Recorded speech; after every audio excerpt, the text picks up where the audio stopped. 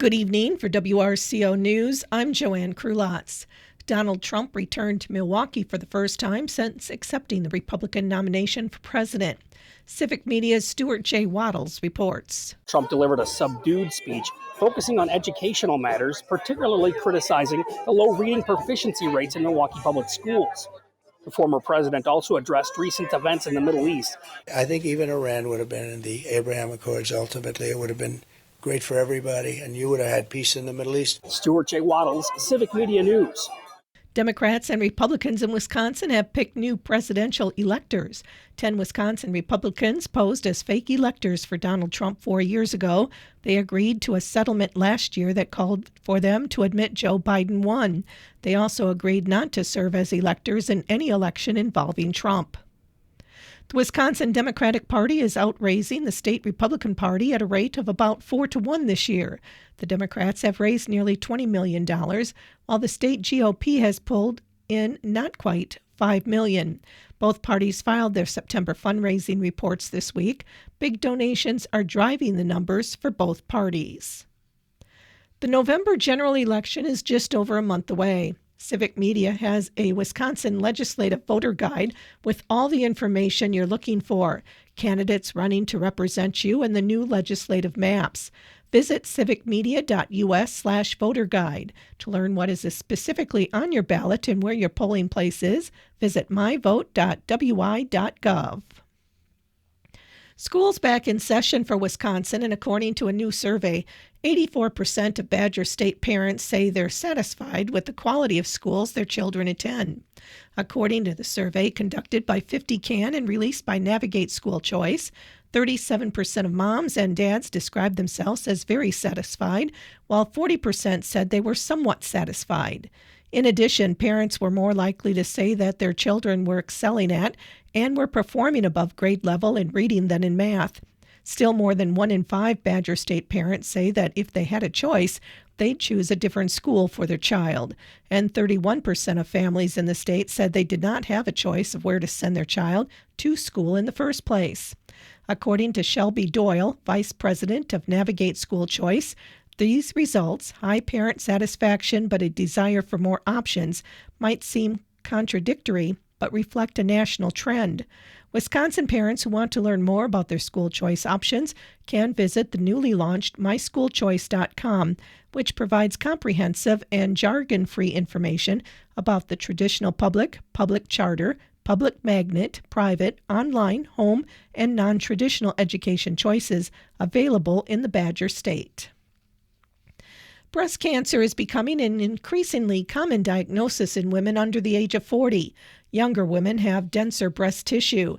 Cecilia Strode is an MD and breast surgeon at Aspirus. Mammogram may not be enough, especially if they have other risk factors. And so what we add to that is screening MRI. And with a screening MRI, we can find very small tumors also in women who have dense breasts that would have otherwise gone unrecognized. However, unless deemed medically necessary, screening MRIs are not covered by all insurance in the U.S. Lifestyle choices can reduce your chances of developing cancer. The Mediterranean diet is kind of the recommended diet at this point. More physical activity and exercise is better, but even a little bit goes a long way. Also, zero alcohol intake. A new report says agribusiness consolidation has led to less competition, higher prices, and abusive practices. The report's author is Basil Musharbash. We found that either a single firm or a small, tightly coordinated group of firms have amassed monopoly power, the power to control prices or exclude competitors from a given market in nearly every major industry that manufactures and sells farm inputs, that buys or processes farm crops, or that distributes food to the public. It doesn't have to be this way. These firms are smart and powerful. They've executed strategies over decades. The U.S. government allowed it because we made policy decisions not to enforce the antitrust laws to the fullest extent. We can take action to fix that. The report finds abuses such as engineered shortages designed to keep prices high. Governor Tony Evers has appointed Ryan Keeler to serve as Grant County District Attorney.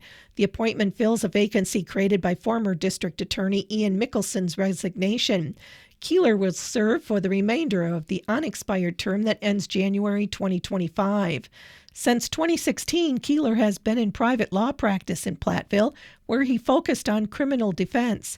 He previously served as president of the Grant County Bar Association and also served as a lecturer of agricultural and environmental law at the University of Wisconsin, UW-Platteville.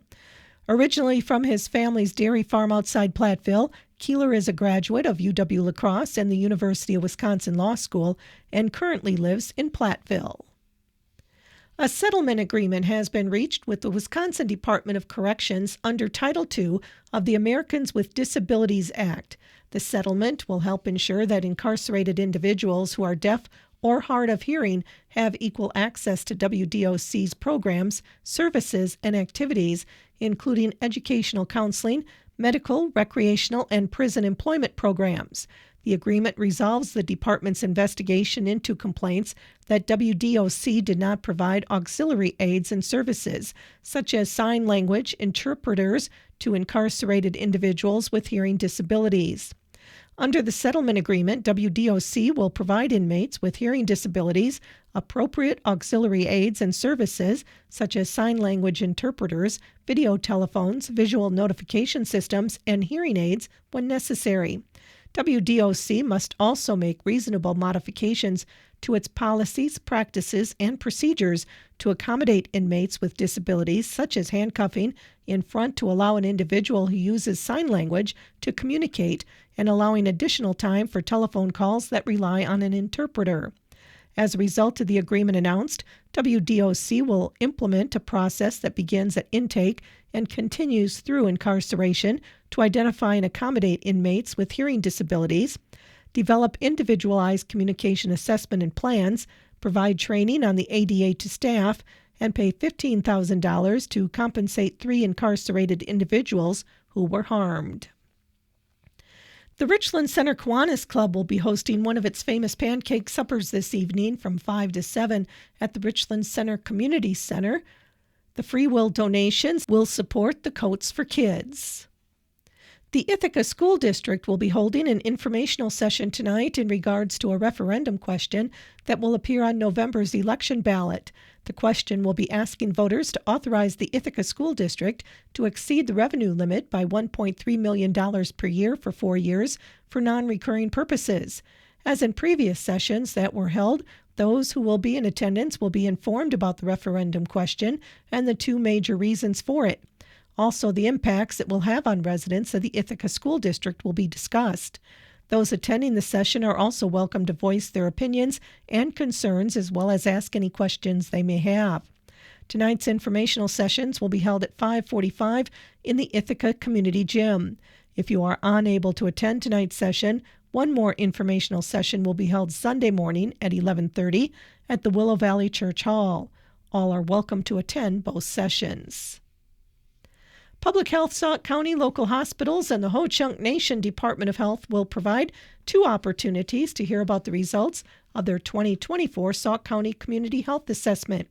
The assessment highlights 3 health priorities: housing, mental health, and substance use. All are invited to discuss current efforts to improve health in these areas. A morning event with a free full breakfast will take place at the Ho-Chunk Gaming Convention Center in Wisconsin Dells tomorrow morning from 8:30 to 11:30. A virtual option will be held Tuesday night, October 15th from 5:30 to 7. Both events require registration and are completely free and open to everyone. To register, go to bit.ly/Sauk Health Event or contact Jody at 608-355-4315. The USDA has announced funding provided by the Inflation Reduction Act for the Agricultural Conservation Easement Program for fiscal year 2025. NRCS accepts applications year-round for ACEP, agricultural land easements, and wetland reserve easements. Interested landowners and partners should apply by the next 2 batching dates, October 4th or December 20th, at their local NRCS office to be considered for these 2 state-led funding cycles. In addition, any application submitted to NRCS that was unfunded in fiscal year 2024 will be automatically reconsidered during the October 4th funding cycle unless canceled by the applicant. In fiscal year 2025, states will receive Inflation Reduction Act funding, and all eligible applications within a state will compete. The current ACEP priorities for the Inflation Reduction Act funding are unchanged from last fiscal year and are available in all states.